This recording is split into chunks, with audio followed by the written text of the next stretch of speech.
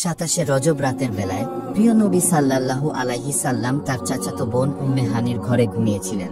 অতঃপর রাত যখন গভীর হলো, তখন হঠাৎ করে উম্মে হানির ঘরের ছাদ উন্মুক্ত হয়ে হযরত জিবরাইল আলাইহিস সালাম ও হযরত মিকাইল আলাইহিস সালাম প্রিয় নবীজির কাছে আগমন করলেন। অতঃপর তারা নবীজিকে ঘুম থেকে জাগ্রত করে বললেন, হে আল্লাহর রাসূল, মহান আল্লাহ তাআলা আপনাকে আরশে মহল্লায় ডেকে পাঠিয়েছেন এবং আপনার দিদারের জন্য অপেক্ষা করছেন। এ কথা শুনে রাসূলে পাক সাল্লাল্লাহু আলাইহি সাল্লাম খুব দ্রুত প্রস্তুতি গ্রহণ করলেন। প্রস্তুতি শেষ হওয়ার সাথে সাথে তারা প্রিয় নবীজিকে ছাদের উপর দিয়ে সর্বপ্রথম হাতিমে কাবায় নিয়ে গেলেন।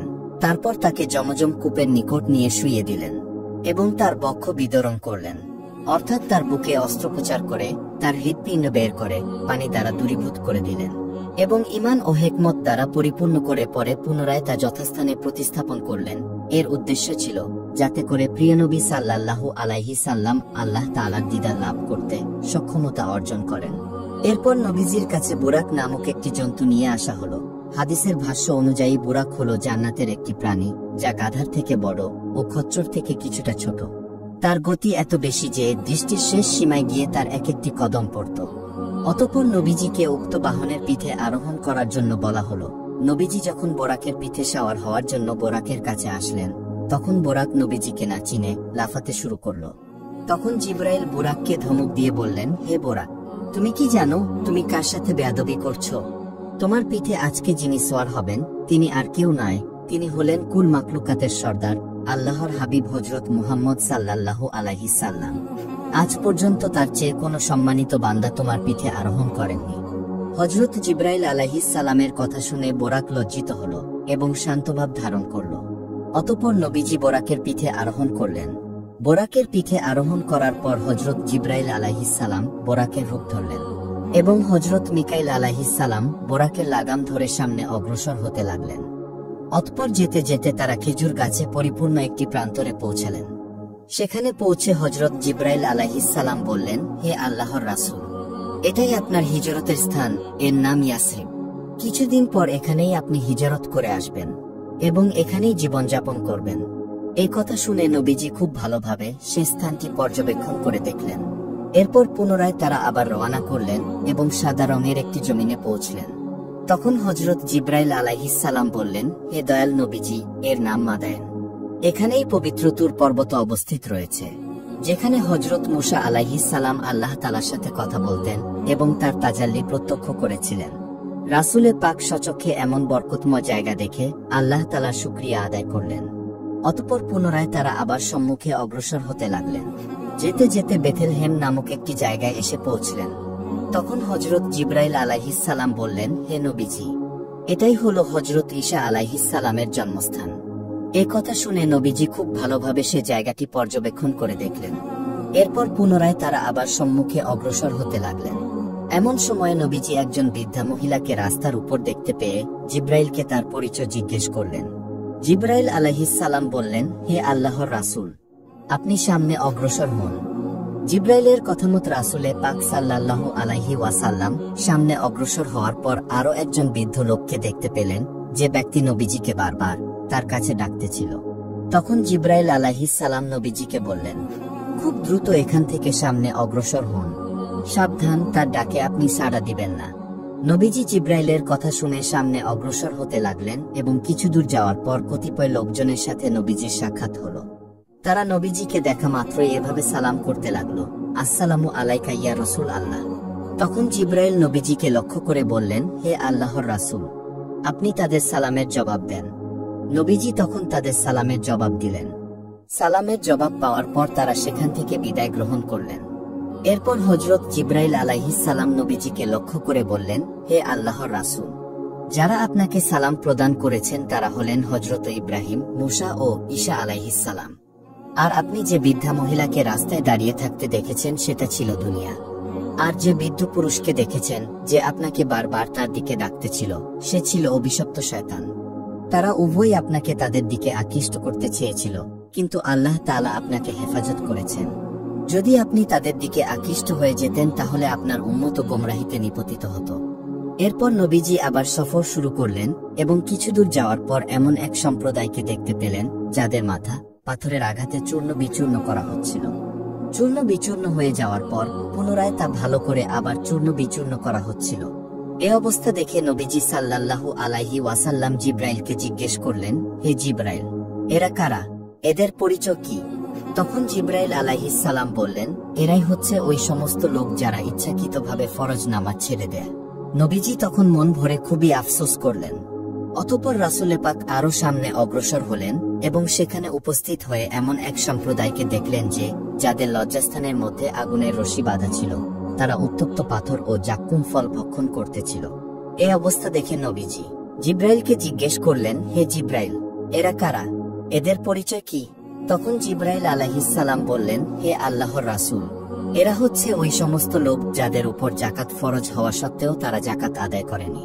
অতঃপর নবীজি আরেকটি সম্প্রদায়ের নিকট উপস্থিত হলেন যাদের সামনে দুটি পাতিল ছিল। একটি পাতিলে ছিল পচা গোশত এবং অপর একটি পাতিলে ছিল ভালো গোশত। তা বাদ দিয়ে তারা পচা গোশত ভক্ষণ করছিল। তা দেখে নবীজি জিব্রাইলকে জিজ্ঞেস করলেন, হে জিব্রাইল, এরা কারা? এদের পরিচয় কি? তখন হযরত জিব্রাইল আলাইহিস সালাম বললেন, এরা হচ্ছে ওই সমস্ত লোক যারা ঘরে পবিত্র স্ত্রী রেখে অপরের স্ত্রীর নিকট গমন করত এবং জিনার কাজে লিপ্ত হতো। এভাবে বহু নিদর্শন দেখতে দেখতে অবশেষে রাসূলে পাক বায়তুল মুকাদ্দাসে এসে উপস্থিত হলেন। উপস্থিত হয়ে নবীজি বোরাককে বেঁধে রাখলেন। অতঃপর রাসূলে পাক বায়তুল মুকাদ্দাসে প্রবেশ করে সর্বপ্রথম 2 রাকাত নফল নামাজ আদায় করলেন। এদিকে রাসূলে পাকের শুভাগমন উপলক্ষে আল্লাহ তাআলা প্রিয় নবীকে অভ্যর্থনা জানানোর জন্য সমস্ত আম্বিয়া আলাইহিস সালামকে সেখানে উপস্থিত করে রেখেছিলেন। তার সাথে সাথে সেখানে অসংখ্য ফেরেশতাও আগমন করেছিলেন। অতঃপর হযরত জিব্রাইল আলাইহিস সালাম আজান দিলেন। আজান দেওয়ার সাথে সাথে সকলেই নামাজ আদায় করার জন্য কাতারে সারিবদ্ধ হলেন। কিন্তু সকল নবীদের উপস্থিতিতে কে আজ ইমামতি করবেন এ বিষয়ে সকলে চিন্তিত হয়ে পড়লেন। এমন সময় হযরত জিব্রাইল আলাইহিস সালাম আল্লাহ তাআলার হুকুমে নবীজির হাত ধরে নবীজিকে নামাজের মুসাল্লায় দাঁড় করিয়ে দিলেন। তখন নবীজি সকল নবীদেরকে নিয়ে 2 রাকাত নামাজ আদায় করলেন। নামাজ শেষ হওয়ার সাথে সাথে আল্লাহ তাআলা গায়েবী আওয়াজ দিয়ে নবীজিকে ইমামুল মুরসালিন খেতাব প্রদান করলেন। অতঃপর নবীজি বিশেষ বিশেষ নবীদের সাথে সৌজন্য সাক্ষাৎ করলেন। তারা সকলেই নবীজিকে শ্রদ্ধার সাথে অভ্যর্থনা জানালেন। এরপর নবীজি সাল্লাল্লাহু আলাইহি সাল্লাম বাইতুল মুকাদ্দাস মসজিদ হতে বাহিরে বের হয়ে আসলেন। আসার সাথে সাথে নবীজির সম্মুখে 3টি পেয়ালা পেশ করা হলো। তার মধ্য থেকে একটি ছিল পানির, একটি ছিল দুধের ও একটি ছিল শরাবের। তখন নবীজি দুধের পেয়ালাটি গ্রহণ করলেন।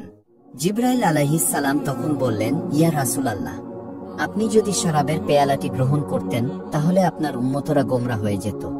মহান আল্লাহ তাআলা আপনাকে হেফাজত করেছেন। অতঃপর জান্নাত থেকে বাইতুল মুকাদ্দাস পর্যন্ত একটি সিঁড়ি স্থাপন করা হলো। তখন নবীজি সাল্লাল্লাহু আলাইহি সাল্লাম মহান প্রভুর সাক্ষাতে মধ্য আকাশ পানে যাত্রা শুরু করলেন। এরপর চলতে চলতে নবীজি সাল্লাল্লাহু আলাইহি সাল্লাম প্রথম আকাশে গিয়ে পৌঁছলেন। অতঃপর হযরত জিব্রাইল আলাইহিস সালাম আকাশের দরজায় নক করলেন। তখন ভিতর থেকে প্রথম আকাশের প্রহরী প্রশ্ন করল, কে? জিব্রাইল আলাইহিস সালাম বললেন, আমি জিব্রাইল আমিন। আবারও প্রশ্ন করা হলো, আপনার সাথে কে রয়েছে? তখন জিব্রাইল আলাইহিস সালাম উত্তর দিলেন, আমার সাথে রহমাতুল লিল আলামিন হযরত মুহাম্মদ মুস্তাফা রয়েছেন। আবারও প্রশ্ন করা হলো, তাকে আনতে পাঠানো হয়েছিল কি? জিব্রাইল আলাইহিস সালাম উত্তর দিলেন, হ্যাঁ, তাকে আনার জন্য সংবাদ পাঠানো হয়েছে। তখন প্রহরী আকাশের দরজা খুলে দিল। ফলে নবী জিব্রাইল আলাইহিস সালাম সহ প্রথম আকাশের উপরে উঠলেন। দেখলেন যে একজন বৃদ্ধ লোক সেখানে বসে আছে। অতঃপর হযরত জিব্রাইল আলাইহিস সালাম বললেন, ইয়া রাসূলুল্লাহ, আপনি তাকে সালাম দেন। তিনি হলেন আপনার পিতা হযরত আদম আলাইহিস সালাম। নবীজি তাকে সালাম দিলেন। তারপর তিনিও সালামের জবাব দিলেন এবং নবীজিকে মারহাবা বলে অভিবাদন জানালেন। এরপর হযরত আদম আলাইহিস সালামের সাক্ষাৎ শেষে রাসূল প্রথম আকাশের ন্যায় অনুমতি নিয়ে দ্বিতীয় আকাশে উঠলেন। সেখানে পৌঁছার পর রাসূলে পাক হযরত ঈসা আলাইহিস সালামের সাথে সাক্ষাৎ করলেন। এরপর চলে যান তৃতীয় আকাশে, সেখানে সাক্ষাৎ হয় হযরত ইউসুফ আলাইহিস সালামের সাথে। এরপর চলে যান চতুর্থ আকাশে, সেখানে সাক্ষাৎ হয় হযরত ইদ্রিস আলাইহিস সালামের সাথে। অতঃপর চলে যান পঞ্চম আকাশে, সেখানে সাক্ষাৎ হয় হযরত হারুন আলাইহিস সালামের সাথে। এরপর ষষ্ঠ আকাশে গমন করেন, সেখানে সাক্ষাৎ হয় হযরত মুসা আলাইহিস সালামের সাথে।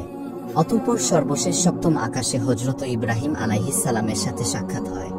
সপ্তম আকাশের উপরে গিয়ে তিনি দেখলেন যে একজন বৃদ্ধ বাইতুল মামুরে হেলান দিয়ে বসে আছেন। বাইতুল মামুর হল দুনিয়ার বাইতুল্লাহর সোজা উপরের দিকে সপ্তম আকাশে ফেরেশতাদের কেবলা। দৈনিক 70,000 ফেরেশতা এর মধ্যে তাওয়াফ করেন। যারা একবার তাওয়াফ করার সুযোগ পান, কিয়ামত পর্যন্ত তারা আর তাওয়াফ করার সুযোগ পাবেন না। এখানেও হযরত জিবরাইল আলাইহিস সালাম রাসূলে পাক এবং হযরত ইব্রাহিম আলাইহিস সালামের সাথে পরিচয় করিয়ে দিলেন। সকলের পরিচয় পাবার পর এরপর কিছু সময় তারা মত বিনিময় করলেন। মত বিনিময় এবং আলাপ আলোচনা শেষ হওয়ার পর রাসূলে পাক তাদের কাছ থেকে নীরব নিস্তব্ধ নিঝুম রজনীতে রাসূল পাক সাল্লাল্লাহু আলাইহি ওয়াসাল্লাম ঘুমিয়ে রয়েছেন। ঘুমের ঘরে তিনি স্বপ্নে দেখলেন যে জিবরাইল আলাইহিস সালাম তার নিকট তাশরিফ এনেছেন।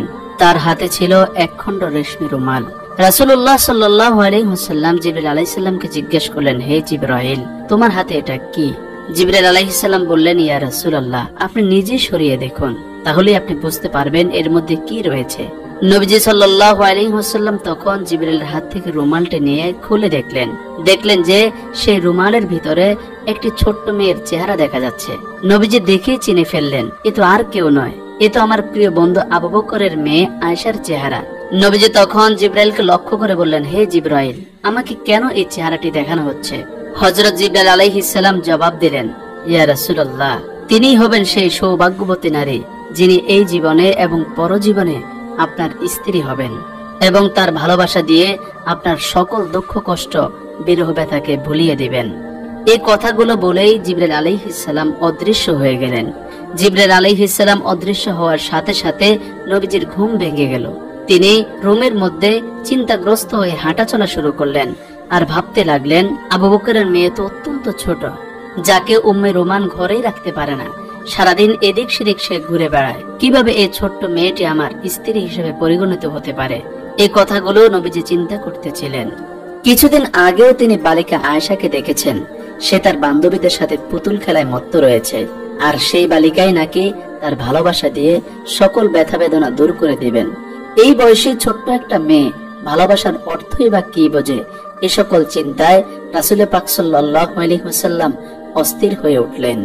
এভাবে নবীজি সাল্লাল্লাহু আলাইহি ওয়াসাল্লাম পরপর 3 রাত একই স্বপ্নে দেখলেন, যার কারণে তার মনে আর কোনো সন্দেহ থাকলো না। তিনি মাথা পেতে আল্লাহ পাক রব্বুল আলামিনের দেওয়া নির্দেশ মেনে নিলেন এবং বুঝে নিলেন আল্লাহ তাআলা এটাই চাচ্ছেন যেন আয়েশা নবীজির জীবন সঙ্গিনী হয়। প্রিয় দর্শক, এখানে একটি কথা উল্লেখ করা প্রয়োজন। যতদিন না আয়েশা রাদিয়াল্লাহু আনহা রাসূল পাক সাল্লাল্লাহু আলাইহি ওয়াসাল্লামের স্ত্রী হবেন না, ততদিন পর্যন্ত আমরা তাকে বালিকা আয়েশা বা কিশোরী আয়েশা হিসেবে সম্বোধন করব, যেন আমরা ওই সময়ের প্রেক্ষাপটের সাথে নিজেদের কল্পনা জগৎকে মিলিয়ে নিতে পারি। এরপর একদা রাসূল পাক সাল্লাল্লাহু আলাইহি ওয়াসাল্লাম হযরত খাদিজা রাদিয়াল্লাহু আনহার ইন্তেকালের পরে তার একাকিত্ব কাটানোর জন্য আবু বকর সিদ্দিক রাদিয়াল্লাহু তাআলা আনহুর বাসায় বেড়াতে গেলেন। রাসূল পাক সাল্লাল্লাহু আলাইহি ওয়াসাল্লাম আবু বকর রাদিয়াল্লাহু তাআলা আনহুর বাড়ির আঙ্গিনায় পৌঁছে দেখলেন যে বালিকা আয়েশা রাদিয়াল্লাহু আনহা তার বান্ধবীদের সাথে পুতুল খেলছেন। কোন দিকে তার কোনো মনোযোগ নেই, তার শুধুমাত্র মনোযোগ পুতুলের দিকেই। তাকে এভাবে খেলতে দেখে রাসূল পাক সাল্লাল্লাহু আলাইহি ওয়াসাল্লামের মনে খানিকটা কৌতূহল জাগলো। তিনি এগিয়ে এলেন ছোট্ট আয়েশার দিকে, তার কাছে এসে বললেন, কি করো আয়েশা, তোমার হাতে ওটা কি? আয়েশা তো আয়েশাই, শিশুর মতো তার উত্তর। তিনি বলে উঠলেন, এটা তো আমার ঘোড়া। রাসূল পাক সাল্লাল্লাহু আলাইহি ওয়াসাল্লাম অবাক হওয়ার ভান করে বললেন, আচ্ছা ঠিক আছে বুঝলাম, কিন্তু তোমার ঘোড়ার যে পাখা দেখছি, ঘোড়ার তো পাখা হয় না। আয়েশা রাদিয়াল্লাহু তাআলা আনহা নবীজির কথা শুনে সাথে সাথে উত্তর দিয়ে বললেন, আপনাকে কে বলেছে ঘোড়ার পাখা হয় না? আপনি কি জানেন না আল্লাহর নবী হযরত সুলাইমান আলাইহিস সালামের ঘোড়ার পাখা ছিল? তার এমন জবাব শুনে রাসূল পাক সাল্লাল্লাহু আলাইহি ওয়াসাল্লাম দারুণভাবে হেসে উঠলেন। হযরত আয়েশা রাদিয়াল্লাহু তাআলা আনহা পরবর্তী সময়ে বর্ণনা করেন যে সেদিন আমার কথায় রাসূল পাক সাল্লাল্লাহু আলাইহি ওয়াসাল্লাম এমন ভাবে হেসেছিলেন যে আমি তার নুরানি দাঁতের মাড়ি পর্যন্ত দেখতে পেয়েছিলাম। সুবহানাল্লাহ।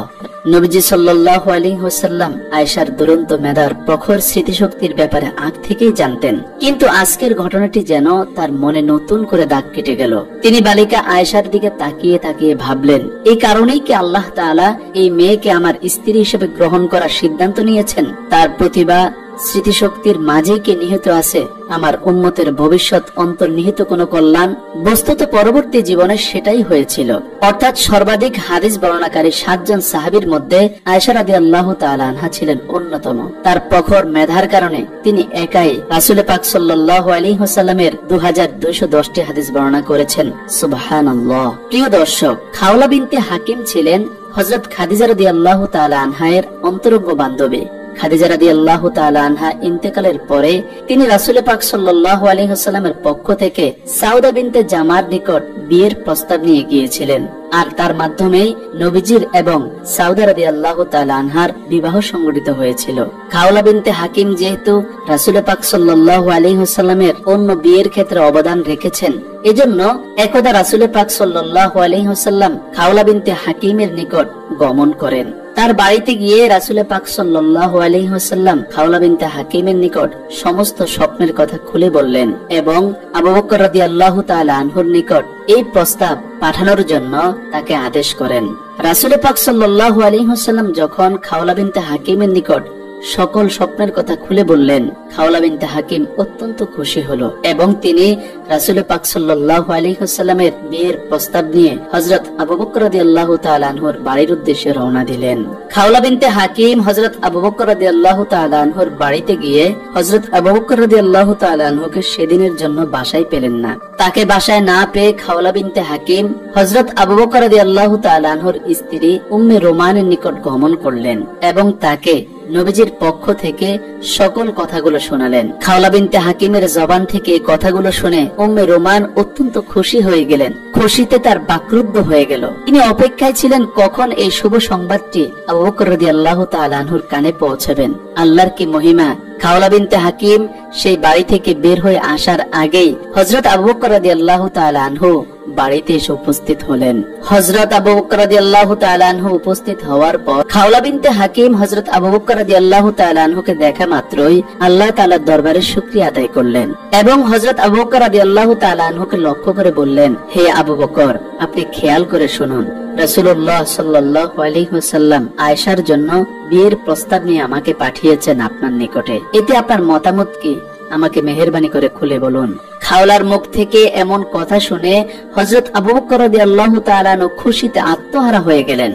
কেননা তিনি রাসূল পাক সাল্লাল্লাহু আলাইহি ওয়াসাল্লামের সাথে আত্মীয়তার সম্পর্ক করতে চেয়েছিলেন, কিন্তু কখনো মুখ ফুটে তিনি বলতে পারেননি। তবে আজকে যেহেতু নবীজি সাল্লাল্লাহু আলাইহি ওয়াসাল্লাম নিজ থেকেই প্রস্তাব পাঠিয়েছেন, এই খবরে আবু বকর রাদিয়াল্লাহু তাআলা আনহু আল্লাহ তাআলার দরবারে সিজদায় পতিত হলেন। আর তিনি বুঝে নিলেন অবশ্যই এটা আল্লাহ তাআলার পক্ষ থেকেই হুকুম। আল্লাহই চাচ্ছেন যেন আমি আমার মেয়েকে নবীজির নিকট বিয়ের ব্যবস্থা করে দেই। সিজদা থেকে মাথা উত্তোলন করে তিনি একটা বিষয়ে চিন্তিত হয়ে পড়লেন এবং খাওলাকে লক্ষ্য করে বললেন, হে খাওলা, এই বিয়ে কিভাবে হতে পারে? রাসূল পাক সাল্লাল্লাহু আলাইহি ওয়াসাল্লাম তো আমার ভাই, আর আয়েশা তার ভাতিজি, আর ভাতিজির সাথে তো বিয়ে হতে পারে না। আবু বকর রাদিয়াল্লাহু তাআলা আনহুর কথা শুনে খাওলা রাসূল পাক সাল্লাল্লাহু আলাইহি ওয়াসাল্লামের কাছে সমাধান আনতে গেলেন। রাসূল পাক সাল্লাল্লাহু আলাইহি ওয়াসাল্লাম খাওলার কথা শুনে মুস্কি হেসে জবাব দিলেন, আবু বকর তো আমার নিজের রক্তের ভাই না, সে তো আমার ধর্মীয় ভাই। সেই ক্ষেত্রে এই বিয়েতে সম্পর্ক নিয়ে কোনো সমস্যা নেই। নবীজির কথা শেষ হওয়ার পর খাওলা খুশি মনে আবু বকর রাদিয়াল্লাহু তাআলা আনহুকে খুশির সংবাদ দেওয়ার উদ্দেশ্যে রওনা করলেন এবং তাকে সব কথা খুলে বললেন। হযরত আবু বকর রাদিয়াল্লাহু তাআলা আনহু খুশির সংবাদ শুনে তার অন্তরে খুশির খুশবু বইতে শুরু করলো। এদিক থেকে বালিকা আয়েশা রাদিয়াল্লাহু তাআলা আনহা প্রতিবেশীর বাড়িতে সখীদের সাথে পুতুল খেলায় মত্ত ছিলেন, আর অন্যদিকে তার দুধনা ওয়াইলা রাদিয়াল্লাহু তাআলা আনহা তাকে খুঁজতে ব্যস্ত হয়ে পড়লেন। অবশেষে তাকে এক প্রতিবেশীর বাড়িতে খুঁজে পেলেন এবং বাড়িতে নিয়ে আসলেন। বাড়িতে এনে তার হাত পা সাফ করে চুল বেঁধে পরিপাটি করলেন এবং বিবাহের সাজে সজ্জিত করলেন।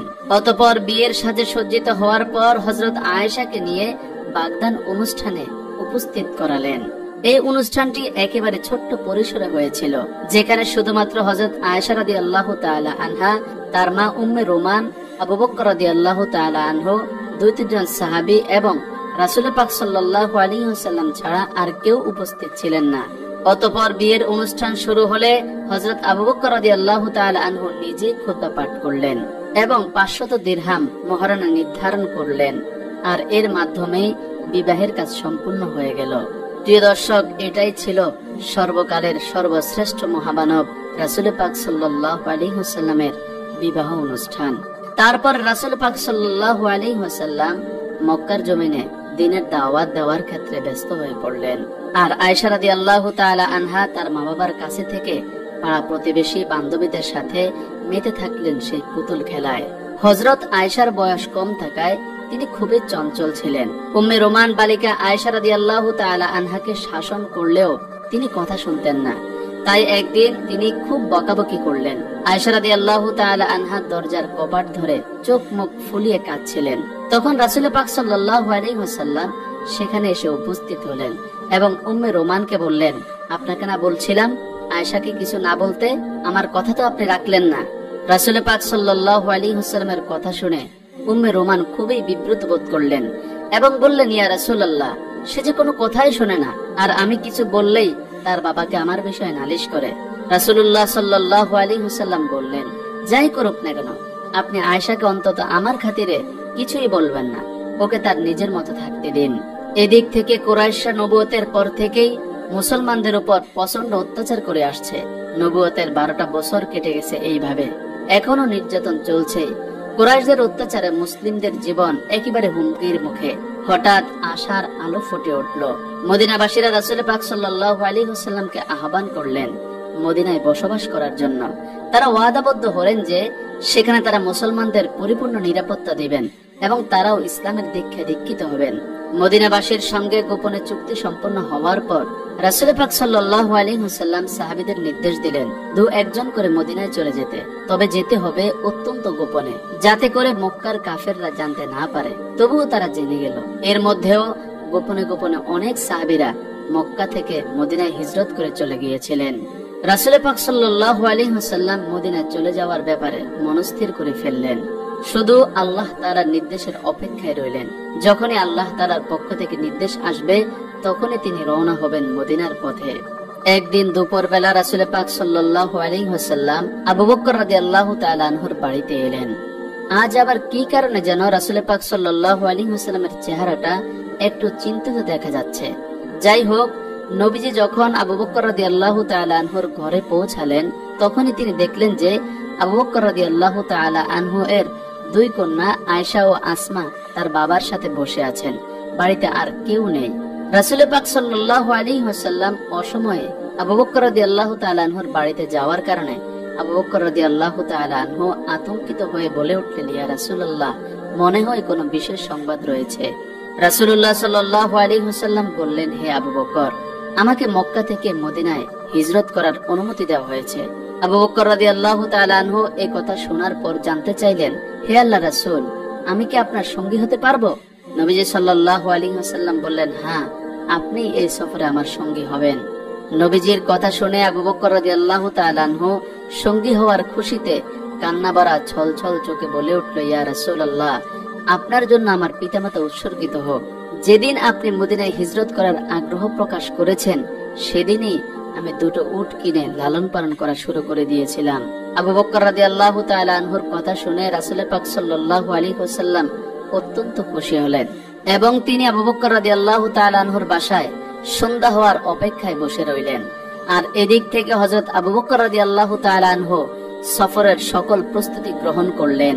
রাসূলুল্লাহ সাল্লাল্লাহু আলাইহি ওয়াসাল্লাম গোপন সূত্রে জানতে পেরেছেন আবু জেহেল সহ অন্যান্য কুরাইশ নেতারা মিলিত হয়েছে রাতের আধারে মুহাম্মদ সাল্লাল্লাহু আলাইহি ওয়াসাল্লামকে দুনিয়ার বুক থেকে সরিয়ে দেওয়ার জন্য। রাসূলুল্লাহ সাল্লাল্লাহু আলাইহি ওয়াসাল্লাম এই সংবাদ জানার পর তার চাচাতো ভাই আলী রাদিয়াল্লাহু তাআলা আনহুকে ডেকে আনলেন এবং তার নিকট সমস্ত মানুষদের আমানতগুলো বুঝিয়ে দিলেন এবং তাকে নবীজির ঘরে নবীজির বিছানায় ঘুমিয়ে থাকার জন্য আদেশ ফরমালেন। তখন হযরত আলী রাদিয়াল্লাহু তাআলা আনহু নবীজির কাছ থেকে সকল আমানত নিয়ে নবীজির বাসার উদ্দেশ্যে রওনা করলো। এদিক থেকে যখন মক্কায় রাত ঘনিয়ে এলো, রাসূল পাক সাল্লাল্লাহু আলাইহি ওয়াসাল্লাম চোখের পানিতে সিক্ত হয়ে আল্লাহ তাআলার দরবারে প্রার্থনা করলেন, এরপর তিনি হযরত আবু বকর রাদিয়াল্লাহু তাআলা আনহুকে সঙ্গে নিয়ে সফরের উদ্দেশ্যে দাঁড়ালেন। রাসূলুল্লাহ সাল্লাল্লাহু আলাইহি ওয়াসাল্লাম যখন উটের পিঠে আরোহণ করে রওনা করবেন, সে সময় তিনি একটু মুস্কি হেসে হযরত আয়েশা রাদিয়াল্লাহু তাআলা আনহাকে বললেন, হে আয়েশা, তুমি আমাদের জন্য দোয়া করো, আমরা হিজরতের উদ্দেশ্যে রওনা হয়েছি। এই কথা বলে রাসূল পাক সাল্লাল্লাহু আলাইহি ওয়াসাল্লাম আবু বকর রাদিয়াল্লাহু তাআলা আনহুকে নিয়ে সফর শুরু করলেন এবং দীর্ঘ পথ ও অনেক বাধা বিপত্তি পেরিয়ে রাসূল পাক সাল্লাল্লাহু আলাইহি ওয়াসাল্লাম আবু বকর রাদিয়াল্লাহু তাআলা আনহুকে সঙ্গে নিয়ে মদিনায় এসে পৌঁছালেন। মদিনায় পৌঁছানোর মাস তিনেক পর আয়েশা রাদিয়াল্লাহু তাআলা আনহু সহ তাদের পুরো পরিবারকে মদিনায় নিয়ে আসলেন। অনেকটা সময় অতিবাহিত হয়ে গেল। শাওয়াল মাস চলছে। এতদিনে মসজিদে নববী নির্মাণের সকল কাজ সম্পন্ন হয়েছে। এর মধ্যে জিবরাইল আলাইহিস সালাম একদিন রাসূল পাক সাল্লাল্লাহু আলাইহি ওয়াসাল্লামের কাছে এসে উপস্থিত হলেন এবং বললেন, হে আল্লাহর রাসূল, আয়েশা তো আপনার স্ত্রী, তাকে সসম্মানের সহিত আপনি আপনার ঘরে তুলুন। এই কথা বলেই হযরত জিবরাইল আলাইহিস সালাম সেখান থেকে বিদায় গ্রহণ করলেন। আল্লাহর কি মহিমা! এর পরের দিনে হযরত আবু বকর রাদিয়াল্লাহু তাআলা আনহু নিজেই রাসূল পাক সাল্লাল্লাহু আলাইহি ওয়াসাল্লামের কাছে আসলেন এবং বললেন, হে আল্লাহর রাসূল, আপনি আপনার স্ত্রীকে ঘরে তুলছেন না কেন? রাসূল পাক সাল্লাল্লাহু আলাইহি ওয়াসাল্লাম খানিকটা বিব্রত বোধ করলেন, তবে তিনি স্পষ্ট করে বললেন, আমি মোহরের ব্যাপারে ভাবছি, কেননা মোহরের সম্পূর্ণ টাকা আমার নিকট উপস্থিত নেই।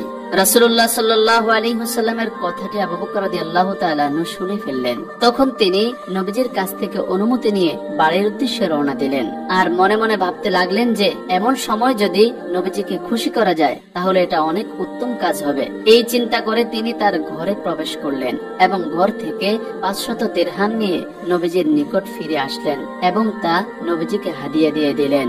আর মনে মনে ভাবলেন যে এমন সময় যদি নবীজিকে খুশি করা যায় তাহলে এটা অনেক উত্তম কাজ হবে। এই চিন্তা শেষ করে আবু বকর রাদিয়াল্লাহু তাআলা আনহু তার ঘরে প্রবেশ করলেন এবং ঘর থেকে 500 দিরহাম নিয়ে আবার নবীজির উদ্দেশ্যে রওনা করলেন। নবীজির নিকট গিয়ে সমস্ত টাকা রাসূল পাক সাল্লাল্লাহু আলাইহি ওয়াসাল্লামকে হাদিয়া দিলেন। রাসূলুল্লাহ সাল্লাল্লাহু আলাইহি ওয়াসাল্লাম আবু বকর রাদিয়াল্লাহু তাআলা আনহুর হাদিয়া গ্রহণ করলেন এবং ওই হাদিয়াগুলো হযরত আয়েশা রাদিয়াল্লাহু তাআলা আনহার মোহরানা হিসেবে তার নিকট পৌঁছে দিলেন। এর মাধ্যমে তিনি তার মোহরানা আদায় করে দিলেন। তখন আয়েশা রাদিয়াল্লাহু তাআলা আনহার বয়স মাত্র 9 বছর। রাসূল পাক সাল্লাল্লাহু আলাইহি ওয়াসাল্লাম আল্লাহ তাআলার হুকুমে তার বিবাহিত স্ত্রী আয়েশা রাদিয়াল্লাহু তাআলা আনহাকে নিজের বাসায় নিয়ে আসবেন। সেই উদ্দেশ্যে রাসূল পাক সাল্লাল্লাহু আলাইহি ওয়াসাল্লাম সাহাবায়ে কিরামদেরকে নিয়ে এবং আবু বকর রাদিয়াল্লাহু তাআলা আনহুর পরিবারকে নিয়ে ছোট্ট একটি অনুষ্ঠান করলেন। সেই অনুষ্ঠানের মাধ্যমে আয়েশা রাদিয়াল্লাহু তাআলা আনহাকে নিজের বাসায় নিয়ে আসলেন। আর এর মাধ্যমে শুরু হলো রাসূল পাক সাল্লাল্লাহু আলাইহি ওয়াসাল্লাম এবং আয়েশা রাদিয়াল্লাহু আনহার সংসার জীবন। প্রিয় দর্শক, হযরত আয়েশা রাদিয়াল্লাহু তাআলা আনহাকে নিয়ে নবীজি যেই ঘরে থাকতেন, কিতাবের মাঝে সেই ঘরের বর্ণনা এইভাবে এসেছে। তা ছিল ছোট্ট একটি ঘর, চারপাশের দেওয়াল মাটির তৈরি ছিল, ছাদের ছাউনি ছিল খেজুর পাতা ও খেজুরের ডালের তৈরি।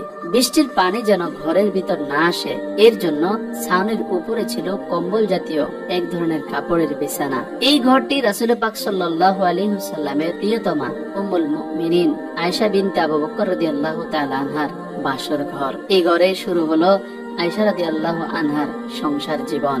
হযরত আয়েশা রাদিয়াল্লাহু তাআলা আনহা বলেন, আমাদের সংসার জীবন এতটাই সাদামাটা ছিল যে ঘরে বাতি জ্বালানোর জন্য সামান্য তেলটুকুও ছিল না। প্রায় এমন হতো যে মাস চলে যেত, বাতি জ্বালানোর জন্য তেলের ব্যবস্থাও করা থাকতো না। চাঁদের আলোতেই কেটে যেত ভরা পূর্ণিমা কিংবা আধার অমাবস্যা। বস্তুত রান্নার জন্যই তো তেল থাকতো না, তাহলে বাতি জ্বালানোর জন্য তেল কোত্থেকে আসবে? আয়েশা রাদিয়াল্লাহু তাআলা আনহা আরো বলেন, যদি আমাদের বাতি জ্বালানোর তেল থাকতো তবে সেটা দিয়ে তো আমরা রান্নার কাজই করতে পারতাম, কেননা সে সময় আমরা জ্বালানির জন্য জাইতুন তেল ব্যবহার করতাম। সে তেল দিয়ে রান্না এবং জ্বালানি উভয় কাজে সারা যেত। এভাবে মাসের পর মাস আমরা অতিবাহিত করেছি। কোন সাহাবী কিছু হাদিয়া দিলে সেটাই হতো নবী পরিবারের একবেলা খাবারের আয়োজন। আর সাহাবীরা শুধুমাত্র 2-4টা খেজুর কিংবা 1 পেয়ালা দুধ বা 2-1টি রুটি তো হাদিয়া দিত। কিন্তু ভালোবাসার কমতি ছিল না। আমাদের পরিবারে সামান্য খাবার হলেও দুজনে একসাথে খাবার খেতে বসতাম। অন্ধকারে যখন আমরা খাবার শুরু করতাম, একই খাবারের উপর দুজনের হাত পড়ে যেত, তখন আমরা ভাগাভাগি করে খেতাম। আয়েশা রাদিয়াল্লাহু তাআলা আনহা বলেন, কখনো মাংস জাতীয় খাবার খেলে আমার চিবানো হাড়গুলো রাসূল পাক সাল্লাল্লাহু আলাইহি ওয়াসাল্লাম আবার চিবিয়ে খেতেন। পানি খাওয়ার পেয়ালা থেকে আমি পান করার পর যে স্থানে আমি পান করেছি সেই স্থানে রাসূল পাক সাল্লাল্লাহু আলাইহি ওয়াসাল্লাম মুখ লাগিয়ে পান করতেন। সুবহানাল্লাহ। প্রিয় দর্শক, এভাবেই রাসূল পাক সাল্লাল্লাহু আলাইহি ওয়াসাল্লাম এবং আয়েশা রাদিয়াল্লাহু তাআলা আনহার দাম্পত্য জীবন খুবই সুখময় ছিল। যদিও তাদের ছোট্ট কুটিরে কোনো ভালো আসবাবপত্র ছিল না, কিন্তু ভালোবাসায় পরিপূর্ণ ছিল সেই ঘর। তাদের সংসার যেন আল্লাহর জান্নাতের একটি টুকরো ছিল। টাকা পয়সা ধন দৌলত মানুষের শান্তি এনে দিতে পারে না। মানুষের একমাত্র শান্তি হচ্ছে মনের শান্তি। যে তার মনের শান্তি পেয়েছে সে পৃথিবীর সবকিছু পেয়ে গিয়েছে। রাসূল পাক সাল্লাল্লাহু আলাইহি ওয়াসাল্লামের জীবনী থেকে আমরা এটাই জানতে পারি। আল্লাহ তাআলা আমাদের প্রত্যেকটি ফ্যামিলিতে এমন শান্তির